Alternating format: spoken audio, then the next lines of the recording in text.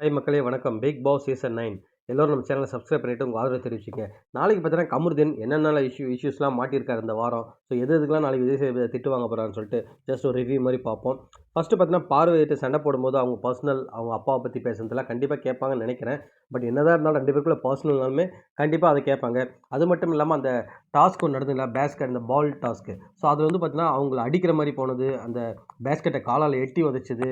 So சுற்றி இந்த housemates வந்து சில வந்து கேட்கும்போது அவங்க பெருசாக ரெஸ்பான்ஸாக பதில் சொல்லாதது, நான் தான்ற மாதிரி பயங்கர ஒரு ஆணவத்தோடு இருந்த மாதிரி இருந்தது அந்த டாஸ்கில் கண்டிப்பாகவே.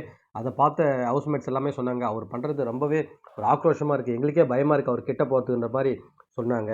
ஸோ அதில் கண்டிப்பாக வந்து பெரிய பிளாஸ்ட் வாங்குவார். அடுத்தது பார்த்தீங்கன்னா, நம்ம சாண்ட்ரா வந்து அந்த கிச்சனில் இருக்கும்போது கொஞ்சம் என்ன சொன்னார்னா, "நீ ஒரு ஃப்ராடு" அப்படின்னு சொல்லிட்டு தேவையில்லாமல் அங்கேயே வார்த்தை விட்டுருப்பாரு.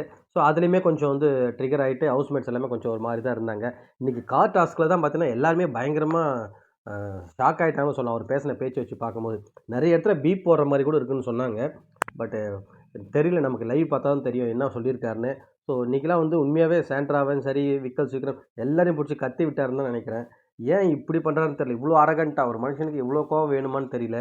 பட் நாளைக்கு விஜய் சேதுபதி கண்டிப்பாக அதில் அட்ரஸ் பண்ணுவாருன்னு நினைக்கிறேன். இவர் பண்ணுறதெல்லாம் நியாயமா என்னன்னு சொல்லிட்டு நீங்களே கமெண்ட் செக்ஷனில் கமெண்ட் பண்ணுங்கள் மக்களே. என்னை பொறுத்தளவுக்கு உண்மையாகவே ரொம்ப வந்து விகரஸாக போகிறாரு. ஒரு சில விஷயங்கள் தவிர்த்திருக்கலாம். ஆனால் ரொம்ப எல்லை மீறி போயிட்டாருன்னு தான் நான் நினைக்கிறேன்.